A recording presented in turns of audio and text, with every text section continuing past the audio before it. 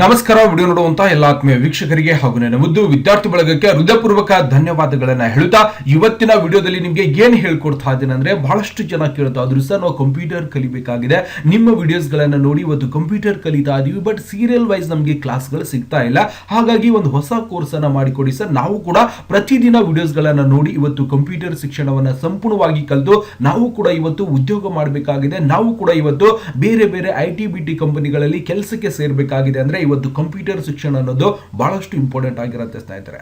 ಹಾಗಾಗಿ ಇವತ್ತಿನಿಂದ ನಿಮ್ಗೆ ಏನ್ ಮಾಡ್ತಾ ಇದ್ದೇನೆ ಅಂದ್ರೆ, ಅಡ್ವಾನ್ಸ್ ಲೆವೆಲ್ ಅಲ್ಲಿ ಇರುವಂತಹ ಬೇಸಿಕ್ ಕೋರ್ಸ್ ಅನ್ನ ಸಂಪೂರ್ಣವಾಗಿ ಪ್ರಾರಂಭ ಮಾಡ್ತಾ ಇದ್ದೇನೆ. ಆ ಒಂದು ಕೋರ್ಸ್ ಅಲ್ಲಿ ನಾನು ಏನೆಲ್ಲ ನಿಮ್ಗೆ ಕಲಿಸ್ಕೊಡ್ತೀನಿ ಅನ್ನೋದನ್ನ ಸಂಪೂರ್ಣವಾಗಿ ಇವತ್ತಿನ ವಿಡಿಯೋದಲ್ಲಿ ಹೇಳ್ಕೊಡ್ತಾ ಇದ್ದೀನಿ. ಮೊದಲನೇದಾಗಿ ನಾವು ನೋಡೋದಾದ್ರೆ ಕಂಪ್ಯೂಟರ್ ಪರಿಚಯವನ್ನ ಸಂಪೂರ್ಣವಾಗಿ ಮಾಡಿಕೊಡ್ತೇವೆ. ಕಂಪ್ಯೂಟರ್ ಎಲ್ಲಿಂದ ಬಂತು, ಕಂಪ್ಯೂಟರ್ ಏನಿದೆ, ಈ ಕಂಪ್ಯೂಟರ್ ಯಾಕೆ ಕಲಿಬೇಕು, ಕಂಪ್ಯೂಟರ್ ಒಳಗ ಏನೆಲ್ಲ ಕೆಲಸಗಳನ್ನ ಮಾಡಬಹುದು ಅನ್ನೋದನ್ನ, ಮತ್ತೆ ಜೊತೆಗೆ ಕಂಪ್ಯೂಟರ್ ಯಾವ ರೀತಿಯಾಗಿ ನಮ್ ಜೊತೆಗೆ ಕೆಲಸ ಮಾಡುತ್ತೆ ಅನ್ನೋದನ್ನ ಸಂಪೂರ್ಣವಾಗಿ ಹೇಳ್ಕೊಡ್ತೇನೆ. ಅದಾದ ನಂತರ ನಿಮ್ಗೆ ಬೇಸಿಕ್ಲಿ ನಿಮ್ಮ ಕೀಬೋರ್ಡ್ ಅಲ್ಲಿ ಇರುವಂತಹ ಕೀಸ್ ಗಳನ್ನ ಬಳಕೆ ತಗೊಂಡು ಅತ್ಯಂತ ವೇಗವಾಗಿ ಯಾವ ರೀತಿಯಾಗಿ ಟೈಪಿಂಗ್ ಮಾಡಬಹುದು ಅನ್ನೋದನ್ನ ನೋಟ್ ಪ್ಯಾಡ್ ಒಳಗಡೆ ಸಂಪೂರ್ಣವಾಗಿ ನಿಮ್ಗೆ ಕಲಿಸ್ಕೊಡ್ತಾ ಇದ್ದೀನಿ.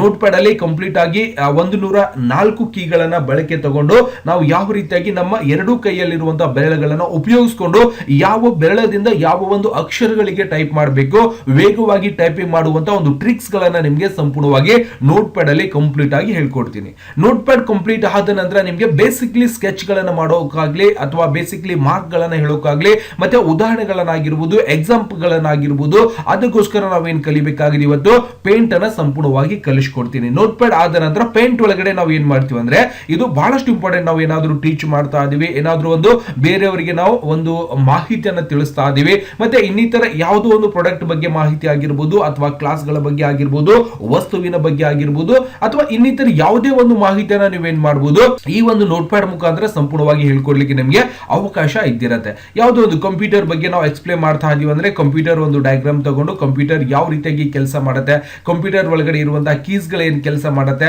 ಕಂಪ್ಯೂಟರ್ ಅಲ್ಲಿ ಇರುವಂತಹ ಮಾನಿಟರ್ ಏನ್ ಕೆಲಸ ಮಾಡುತ್ತೆ, ಇವೆಲ್ಲವನ್ನು ಕೂಡ ನಾವು ಏನ್ ಮಾಡಬಹುದು ಈ ರೀತಿಯಾಗಿ ಕೀಬೋರ್ಡ್ ಅಲ್ಲಿ ಎಕ್ಸ್ಪ್ಲೇನ್ ಕೂಡ ಮಾಡ್ಲಿಕ್ಕೆ ನಮಗೆ ಅವಕಾಶ ಈ ಒಂದು ಪೇಂಟ್ ಅಲ್ಲಿ ಕೂಡ ನಾವು ಮಾಡಬಹುದು.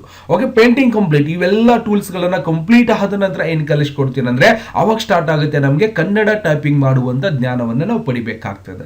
ಕನ್ನಡ ಅಕ್ಷರಗಳನ್ನ ಯಾವ ರೀತಿಯಾಗಿ ಬರಿಬೇಕು, ಈ ಒಂದು ಸಾಫ್ಟ್ವೇರ್ ಅಲ್ಲಿ ಒತ್ತಕ್ಷರಗಳಾಗಿರ್ಬೋದು, ವ್ಯಂಜನ ಅಕ್ಷರಗಳಾಗಿರ್ಬೋದು, ಮತ್ತೆ ಎಲ್ಲ ತರಹದ ಅತ್ಯಂತ ವೇಗವಾಗಿ ಯಾವ ರೀತಿಯಾಗಿ ನಾವು ಕನ್ನಡವನ್ನ ಬಳಕೆ ಮಾಡಬಹುದು, ಮತ್ತೆ ಕೀಬೋರ್ಡ್ ಅಲ್ಲಿ ಇಂಗ್ಲಿಷ್ ಅಕ್ಷರಗಳನ್ನ ತಗೊಂಡು ಕನ್ನಡ ಅಕ್ಷರಗಳನ್ನ ಯಾವ ರೀತಿಯಾಗಿ ನಾವು ಬರೀಬಹುದು ಅನ್ನೋದು ಕೂಡ ನಿಮ್ಗೆ ಸಂಪೂರ್ಣವಾಗಿ ಹೇಳ್ಕೊಡ್ತಾ ಇದ್ದೀನಿ.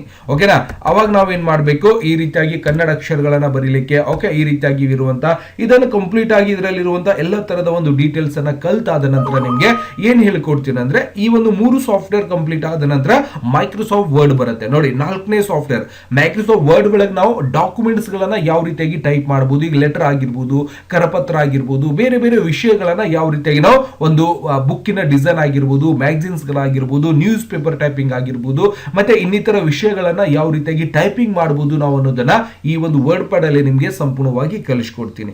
ಯಾವ ರೀತಿಯಾಗಿ ಬೇರೆ ಬೇರೆ ಕೆಲಸಗಳನ್ನ ನಾವು ಇದರಲ್ಲಿ ಮಾಡ್ಲಿಕ್ಕೆ ನಮಗೆ ಅವಕಾಶ ಇರ್ತದೆ ಅನ್ನೋದು ಕೂಡ ನಾವಿಲ್ಲಿ ಸಂಪೂರ್ಣವಾಗಿ ಕಲಿಬಹುದು. ಜೊತೆಗೆ ಇವೆಲ್ಲ ಟೂಲ್ಸ್ ಗಳ ಪರಿಚಯ, ಮತ್ತೆ ಯಾವ ರೀತಿಯಾಗಿ ಯಾವ ಟೂಲ್ ಅನ್ನ ತಗೊಂಡು ಏನ್ ಕೆಲಸ ಮಾಡಿಗೋಸ್ಕರ ಈ ಒಂದು ವರ್ಡ್ ಪ್ಯಾಡ್ ಅನ್ನ ಬಳಸ್ತಾರೆ ಅನ್ನೋದು ಕೂಡ ನಿಮ್ಗೆ ಇಲ್ಲಿ ಸಂಪೂರ್ಣವಾಗಿ ಕಲಿಸ್ಕೊಡ್ತೀನಿ. ಇದಾದ ನಂತರ ನಾವು ಏನ್ ಕಲಿಬೇಕಾಗಿದೆ, 4 ಸಾಫ್ಟ್ವೇರ್ ಆದ ನಂತರ ನಮ್ಗೆ ಇನ್ನೊಂದು ಬರುವಂತದ್ದು ಮೈಕ್ರೋಸಾಫ್ಟ್ ಆಫೀಸ್ ವರ್ಡ್ ಅನ್ನ ನಮ್ಗೆ ಸಂಪೂರ್ಣವಾಗಿ ಕಲಿಸ್ಕೊಡ್ತೀನಿ. ಈ ಒಂದು ಮೈಕ್ರೋಸಾಫ್ಟ್ ವರ್ಡ್ ಅಲ್ಲಿ ನಾವೇನ್ ಮಾಡಬಹುದು, ಇವತ್ತು ಆಫೀಸಲ್ಲಿ ಕೆಲಸ ಆಗಿರ್ಬೋದು, ಸರ್ಕಾರಿ ಕಚೇರಿಗಳಲ್ಲಿ ಇರುವಂತಹ ಕೆಲಸ ಆಗಿರ್ಬೋದು, ಇನ್ನಿತರ ಬ್ಯಾಂಕ್ಗಳಲ್ಲಿ, ಇನ್ನಿತರ ಯಾವುದೇ ಒಂದು ಕೆಟಗರಿಯಲ್ಲಿ ಹೋದ್ರೂ ಕೂಡ ನಿಮ್ಗೆ ಮೈಕ್ರೋಸಾಫ್ಟ್ ವರ್ಡ್ ಒಳಗಡೆ ಬಹಳಷ್ಟು ಕೆಲಸಗಳನ್ನ ಮಾಡ್ಲಿಕ್ಕೆ ನಮ್ಗೆ ಬರಬೇಕಾಗ್ತದೆ. ಹಾಗಾಗಿ ನೀವೇನ್ ಮಾಡ್ಬೇಕು, ಮೈಕ್ರೋಸಾಫ್ಟ್ ವರ್ಡ್ ಅನ್ನ ಕಂಪ್ಲೀಟ್ ಆಗಿ ಕಲಿಬೇಕಾಗುತ್ತೆ. ಯಾವ ಟೂಲ್ಸ್ ಅನ್ನ ತಗೊಂಡು ಏನ್ ಮಾಡ್ಬೇಕು, ಯಾವ ತರದ ಕೆಲಸಗಳನ್ನ ನಾವು ಮೈಕ್ರೋಸಾಫ್ಟ್ ವರ್ಡ್ ಅಲ್ಲಿ ಮಾಡಬಹುದು, ಮತ್ತೆ ಇವೆಲ್ಲ ವಿಧಾನಗಳನ್ನ ಯಾವ ರೀತಿಯಾಗಿ ಬಳಕೆ ಮಾಡ್ಬೇಕು ಅನ್ನೋದನ್ನ ಕಂಪ್ಲೀಟ್ ಆಗಿ ನಿಮ್ಗೆ ಈ ಒಂದು ಬೇಸಿಕ್ ಅಡ್ವಾನ್ಸ್ ಲೆವೆಲ್ ಕ್ಲಾಸ್ ಅಲ್ಲಿ ಹೇಳ್ಕೊಡ್ತಾ ಇದ್ದೀನಿ. ಜೊತೆಗೆ ಇದನ್ನ ಕಂಪ್ಲೀಟ್ ಆದ ನಂತರ ನಿಮಗೆ ಇನ್ನೊಂದು ಬರುವಂತದ್ದು ಮೈಕ್ರೋಸಾಫ್ಟ್ ಎಕ್ಸೆಲ್ ಅನ್ನ ಸಂಪೂರ್ಣವಾಗಿ ಕಲಿಸ್ಕೊಡ್ತೀನಿ. ಮೈಕ್ರೋಸಾಫ್ಟ್ ಎಕ್ಸೆಲ್ ಅಲ್ಲಿ ಕೆಲವೊಬ್ರು ಏನ್ ಹೇಳ್ತಾರೆ ಅಂದ್ರೆ, 4 ಫಾರ್ಮುಲಾಗಳನ್ನ ಮಾತ್ರ ಹೇಳ್ತಾರೆ, ಕೂಡಿಸುವಂತದ್ದು, ಕಳೆಯುವಂತದ್ದು, ಗುಣಾಕಾರ, ಭಾಗಾಕಾರ, ಪ್ಲಸ್, ಮತ್ತೆ ಅದರ ಜೊತೆಗೆ ಪರ್ಸೆಂಟೇಜ್ ಮಾಡುವಂತದ್ದು, ಇಷ್ಟು ಹೇಳಿ ಕ್ಲೋಸ್ ಮಾಡಿರ್ತಾರೆ. ಬಟ್ ಇಷ್ಟಿಲ್ಲ, ಮ್ಯಾಕ್ಸಿಮಮ್ ನಿಮ್ಗೆ 150 ಫಾರ್ಮುಲಾಗಳನ್ನ ಕಂಪ್ಲೀಟ್ ಮಾಡಿ ಹೇಳ್ಕೊಡ್ತಾ ಇದ್ದಾರೆ. ಮೈಕ್ರೋಸಾಫ್ಟ್ ಎಕ್ಸೆಲ್ ಒಳಗಡೆ 150 ಸೂತ್ರಗಳನ್ನ ಕಂಪ್ಲೀಟ್ ಆಗಿ ನಿಮ್ಗೆ ಯಾವ ಒಂದು ಫಾರ್ಮುಲಾ ಯಾವುದಕ್ಕೆ ಬಳಕೆ ಆಗುತ್ತೆ, ಯಾವೆಲ್ಲ ಕೆಟಗರಿ ಯಾವ್ಯಾವ ಫಾರ್ಮುಲಾಗಳನ್ನ ಬಳಕೆ ಮಾಡಬಹುದು, ಯಾವೆಲ್ಲ ಫಾರ್ಮುಲಾಗಳು ಯಾವ ಕೆಲಸಕ್ಕೆ ನಾವು ಬಳಕೆ ಮಾಡಬಹುದು ಅನ್ನೋದರ ಕಂಪ್ಲೀಟ್ ಆಗಿ ನಿಮಗೆ 150 ಸೂತ್ರಗಳ ತಗೊಂಡು ಮೈಕ್ರೋಸಾಫ್ಟ್ ಎಕ್ಸೆಲ್ ಅನ್ನ ಸಂಪೂರ್ಣವಾಗಿ ಕಲಿಸ್ಕೊಡ್ಲಿಕ್ಕೆ ಬರ್ತಾ ಇದ್ದೀನಿ. ದಯವಿಟ್ಟು ಇಷ್ಟೊಂದು ಫಾರ್ಮುಲಾಗಳು ಯಾವ ಒಂದು ಕ್ಷೇತ್ರದಲ್ಲಿ ಆಗಿರ್ಬೋದು, ಯಾವ ಒಂದು ಇನ್ಸ್ಟಿಟ್ಯೂಟ್ ಅಲ್ಲಿ ಕೂಡ ನಿಮಗೆ ಕಲಿಸ್ಕೊಡೋದಿಲ್ಲ. ಹಾಗಾಗಿ 150 ಫಾರ್ಮುಲಾಗಳನ್ನ ಯಾವ ರೀತಿಯಾಗಿ ಬಳಕೆ ಮಾಡಬೇಕು, ಯಾವೆಲ್ಲ ಕೆಲಸಗಳಿಗೆ ಬಳಕೆ ಆಗುತ್ತೆ, ಯಾವೆಲ್ಲ ಡಿಪಾರ್ಟ್ಮೆಂಟ್ ಅಲ್ಲಿ ಯಾವ ಒಂದು ಸೂತ್ರಗಳನ್ನ ಬಳಕೆ ಮಾಡ್ತಾರೆ, ಯಾವ ಕ್ಷೇತ್ರದಲ್ಲಿ ಯಾವ ಫಾರ್ಮುಲಾಗಳನ್ನ ಬಳಕೆ ಮಾಡಬಹುದು ಅನ್ನೋದು ಕೂಡ ನಿಮಗೆ ಸಂಪೂರ್ಣವಾಗಿ ನಾನು ಏನ್ ಮಾಡ್ತೇನೆ ಅಂದ್ರೆ ಮೈಕ್ರೋಸಾಫ್ಟ್ ಎಕ್ಸೆಲ್ ಅಲ್ಲಿ ಕಂಪ್ಲೀಟ್ ಆಗಿ ಹೇಳ್ಕೊಡ್ತೀನಿ.